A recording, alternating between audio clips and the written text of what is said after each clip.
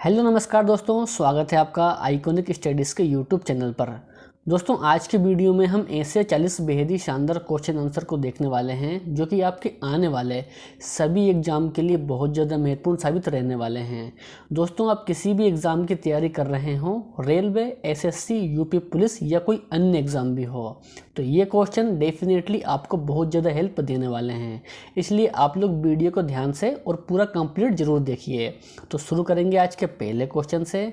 दोस्तों आज का पहला क्वेश्चन आपको दिया है कि किस गैस को मार्स गैस कहा जाता है। बिल्कुल दोस्तों टॉप लेवल का क्वेश्चन है, परीक्षाओं में भी कई बार पूछा गया है।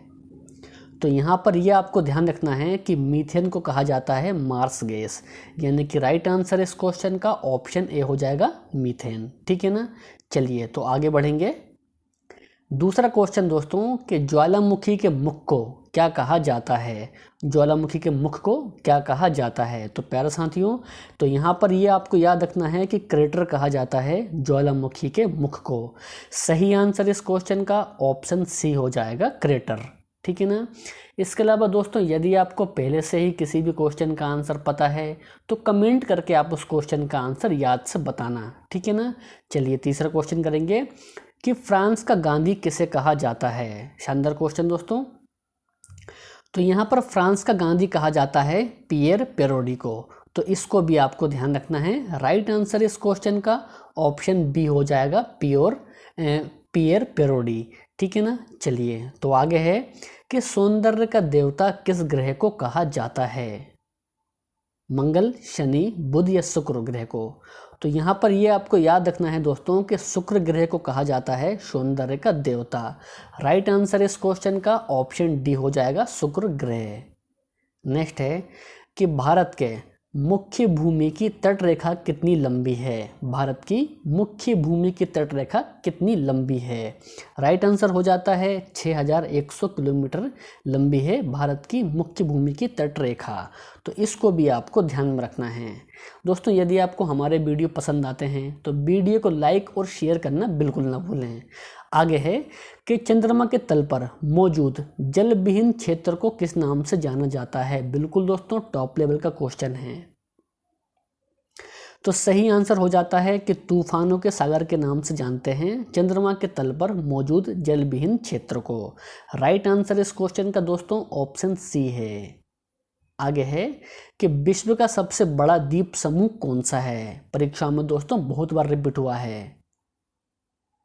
तो यहाँ पर आपको ध्यान में रखना है कि इंडोनेशिया है विश्व का सबसे बड़ा द्वीप समूह। आगे बढ़ेंगे कि गौतम बुद्ध की मृत्यु कहाँ पर हुई थी। वैशाली, सारनाथ, श्रावस्ती या फिर कुशीनगर में। तो प्यारे साथियों राइट आंसर इस क्वेश्चन का हो जाएगा, कुशीनगर में हुई थी गौतम बुद्ध की मृत्यु। राइट आंसर इस क्वेश्चन का ऑप्शन डी रहेगा।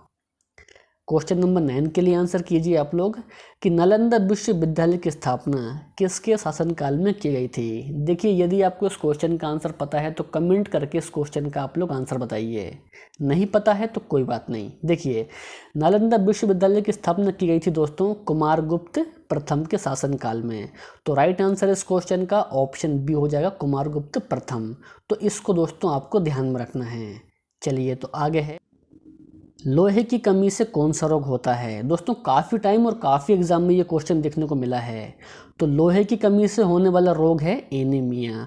राइट आंसर इस क्वेश्चन का दोस्तों ऑप्शन डी हो जाएगा कि एनीमिया होता है लोहे की कमी से होने वाला रोग। क्वेश्चन नंबर 11 कि फुटबॉल विश्व कप जीतने वाला प्रथम देश कौन सा है। यानी कि ऐसा कौन सा देश है दोस्तों जिसने फुटबॉल विश्व कप सबसे पहले जीता था। तो प्यारे साथियों उस देश का नाम है उरुग्वे। तो राइट आंसर इस क्वेश्चन का ऑप्शन ए रहेगा, उरुग्वे। तो इसको भी आपको ध्यान में रखना है। आगे है कि पंजाब में नेशनल इंस्टीट्यूट ऑफ स्पोर्ट्स कहाँ स्थित है। पंजाब में नेशनल इंस्टीट्यूट्स ऑफ स्पोर्ट्स कहाँ स्थित है। तो राइट आंसर होता है इस क्वेश्चन का पटियाला में। राइट आंसर ऑप्शन सी है। चलिए आगे है कि बाघ परियोजना किस वर्ष प्रारंभ की गई थी। शानदार क्वेश्चन दोस्तों। बाघ परियोजना किस वर्ष प्रारंभ की गई थी। तो सही आंसर होता है 1973 में। आगे है कि केंद्रीय औषधि अनुसंधान संस्थान का मुख्यालय कहाँ स्थित है। तो मेरे प्यारे साथियों, केंद्रीय औषधि अनुसंधान संस्थान का मुख्यालय स्थित है लखनऊ उत्तर प्रदेश में। तो राइट आंसर इस क्वेश्चन का ऑप्शन ए हो जाएगा, लखनऊ में है। नेक्स्ट है कि पेट्रोलियम निर्यातक देशों का संगठन, जिसे हम ओपेक के नाम से जानते हैं, का मुख्यालय कहाँ है। तो मेरे प्यारे साथियों, ओपेक का मुख्यालय है वियना, ऑस्ट्रिया में। राइट आंसर ऑप्शन बी हो जाता है।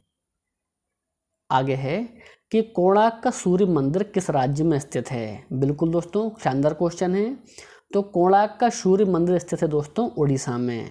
राइट आंसर इस क्वेश्चन का ऑप्शन ए रहेगा। अच्छा, तो आपको कमेंट करके बताना है कि उड़ीसा की राजधानी क्या है, ठीक है ना। जब तक आगे बढ़ेंगे, आगे है कि कौन सी विटामिन जल में घुलनशील है। ऐसी कौन सी विटामिन है जो जल में घुलनशील है। तो राइट आंसर होता है इस क्वेश्चन का विटामिन सी। तो इसको भी आपको ध्यान में रखना है। आगे बढ़ेंगे कि बीरबल सानी पुरा वनस्पति संस्थान कहाँ स्थित है। तो प्यारा साथियों, लखनऊ में है बीरबल साहनी पुरा वनस्पति संस्थान। राइट आंसर ऑप्शन बी बनेगा इस क्वेश्चन का। आगे है किस एक्ट को बिना अपील, बिना वकील तथा बिना दलील का कानून कहा गया है। तो प्यारा साथियों, किस एक्ट को कहा गया है। राइट आंसर होता है रोलेक्ट एक्ट को कहा गया है। इसको भी आपको ध्यान रखना है। और दोस्तों, ये आया था 1919 में आया था रोलेक्ट एक्ट। तो इसको भी आपको ध्यान में रखना है। चलिए, तो आगे है संगमरमर का रासायनिक नाम क्या है। परीक्षाओं का फेवरेट क्वेश्चन है दोस्तों ये। सही आंसर हो जाता है कैल्शियम कार्बोनेट। प्यारा साथियों, तो कैल्शियम कार्बोनेट है संगमरमर का रासायनिक नाम। 21वां क्वेश्चन, केंद्रीय मंत्रिमंडल सामूहिक रूप से किसके प्रति उत्तरदायी होता है। लोकसभा, राज्यसभा, राष्ट्रपति या उपराष्ट्रपति। तो सही आंसर हो जाएगा दोस्तों कि लोकसभा के प्रति उत्तरदायी होता है केंद्रीय मंत्रिमंडल सामूहिक रूप से। सही आंसर ऑप्शन ए है। भारत में प्रिंटिंग प्रेस की शुरुआत किस वर्ष हुई थी। तो मेरे प्यारे साथियों, भारत में प्रिंटिंग प्रेस की शुरुआत हुई थी 1556 में। सही आंसर इस क्वेश्चन का ऑप्शन ए हो जाएगा। नेक्स्ट है कि गौतम बुद्ध को ज्ञान की प्राप्ति किस स्थान पर हुई थी। राइट आंसर होगा इस क्वेश्चन का उरुवेला। दोस्तों, उरुवेला में हुई थी गौतम बुद्ध को ज्ञान की प्राप्ति। नेक्स्ट है कि दादरी गैस विद्युत परियोजना किस राज्य में है। राइट आंसर होता है उत्तर प्रदेश। दोस्तों, उत्तर प्रदेश में है दादरी गैस विद्युत परियोजना। 25 क्वेश्चन हमारा कि इंपीरियल बैंक का नाम बदलकर भारतीय स्टेट बैंक किस वर्ष रखा गया था। बिल्कुल दोस्तों, टॉप लेवल का क्वेश्चन है। तो सही आंसर हो जाता है 1955 में। दोस्तों, 1955 में इंपीरियल बैंक का नाम बदलकर भारतीय स्टेट बैंक यानी कि SBI कर दिया गया था। तो राइट आंसर इस क्वेश्चन का ऑप्शन बी हो जाएगा 1955। नेक्स्ट है कि राष्ट्रीय स्वयंसेवक संघ के प्रमुख सूत्रधार कौन थे। राष्ट्रीय स्वयंसेवक संघ यानी कि RSS के प्रमुख सूत्रधार। तो राइट आंसर हो जाएगा option number B, KB Hedgewar. दोस्तों, KB हेडगेवार थे राष्ट्रीय स्वयंसेवक संघ के प्रमुख सूत्रधार। तो राइट आंसर इस क्वेश्चन का ऑप्शन नंबर बी हो जाएगा। तो ये भी आपको ध्यान रखना है। आगे है कि मैसूर का शेर किसे कहा जाता है। तो सही आंसर होता है इस क्वेश्चन का टीपू सुल्तान। दोस्तों, टीपू सुल्तान को कहा जाता है मैसूर का शेर। आगे है कि लाल रुधिर कणिकाओं का जीवन काल कितने दिनों का होता है। लाल रुधिर कणिकाओं यानी कि RBC का जीवन काल। सही आंसर होता है दोस्तों 120 दिन का होता है RBC का जीवन काल। राइट आंसर ऑप्शन डी है। आगे है कि विधानसभा के सदस्यों की न्यूनतम संख्या कितनी होती है।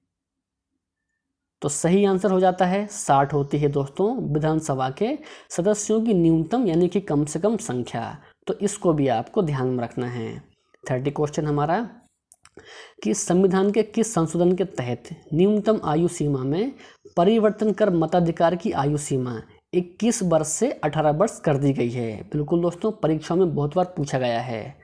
तो सही आंसर होता है 61वां संविधान संशोधन के तहत। सही आंसर इस क्वेश्चन का ऑप्शन डी है 61वां संविधान संशोधन।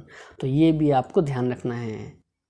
नेक्स्ट है कि पनामा नहर का निर्माण किस वर्ष हुआ था। राइट आंसर होता है 1914। दोस्तों 1914 में हुआ था पनामा नहर का निर्माण। आगे है कि ब्रिटेन के सम्राट जॉर्ज पंचम किस वर्ष भारत आए थे। राइट आंसर है 1911। दोस्तों 1911 में आए थे ब्रिटेन के सम्राट जॉर्ज पंचम भारत, तो ये भी आपको ध्यान रखना है। नेक्स्ट है कि किसके शासनकाल के समय भारत में भारतीय राष्ट्रीय कांग्रेस की स्थापना की गई थी। तो मेरे प्यारे साथियों, लॉर्ड डफरिन के शासनकाल में की गई थी भारत में भारतीय राष्ट्रीय कांग्रेस की स्थापना। राइट आंसर इस क्वेश्चन का ऑप्शन ए हो जाएगा। आगे है कि अष्टदिग्गज का संबंध किस शासक से था। तो प्यारे साथियों, अष्टदिग्गज का संबंध था कृष्णदेव राय से। सही आंसर ऑप्शन सी बनेगा। 35 कबास गैस विद्युत परियोजना किस राज्य में स्थित है। परीक्षाओं में दोस्तों बहुत बार रिपीट हुआ है, तो सही आंसर होता है गुजरात। दोस्तों गुजरात में है कबास गैस विद्युत परियोजना। आगे है कि नेशनल बुक ट्रस्ट की स्थापना किस वर्ष हुई थी। तो प्यारे साथियों, सही आंसर होता है 1957। तो प्यारे साथियों 1957 में हुई थी नेशनल बुक ट्रस्ट की स्थापना। शिशु का लिंग का निर्धारण किसके क्रोमोसोम से होता है।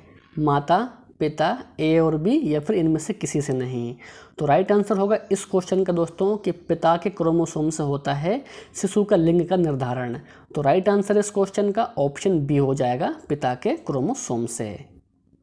नेक्स्ट है कि राष्ट्रीय ध्वज का प्रारूप किस वर्ष अपनाया गया था। तो मेरे प्यारे साथियों, राइट आंसर रहेगा इस क्वेश्चन का 22 जुलाई 1947 को अपनाया गया था राष्ट्रीय ध्वज का प्रारूप। तो इसको भी आपको ध्यान में रखना है। हमारा अगला क्वेश्चन दोस्तों कि गौतम बुद्ध ने अपना प्रथम उपदेश कहाँ दिया था। तो बताइए दोस्तों कि गौतम बुद्ध ने अपना प्रथम उपदेश कहाँ दिया था। तो सही आंसर होता है सारनाथ। तो प्यारे साथियों, सारनाथ में दिया था गौतम बुद्ध ने अपना प्रथम उपदेश।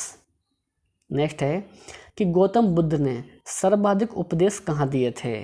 राइट आंसर है इस क्वेश्चन का श्रावस्ती। तो मेरे प्यारे साथियों, श्रावस्ती में दिए थे गौतम बुद्ध ने सर्वाधिक उपदेश। तो ये भी आपको ध्यान रखना है।